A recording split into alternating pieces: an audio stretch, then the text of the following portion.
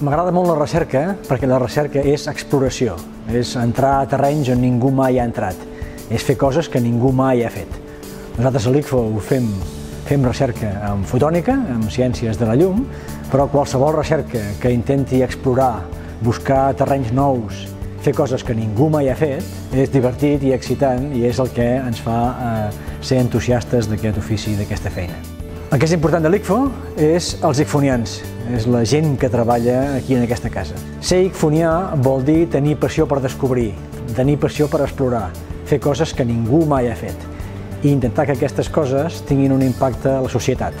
que serveixin per curar malalties, per tenir energies més netes i fer coses que ajudin a la gent del nostre voltant. El segle XXI veurà grans avenços de la ciència en temes que són purament científics, però molts altres són d'impacte directament social. Salut és un exemple claríssim, comunicacions i internet és un altre, robòtica, en fi, molts àmbits on aquest segle veurà canvis espectaculars i la fotònica hi tindrà un paper molt important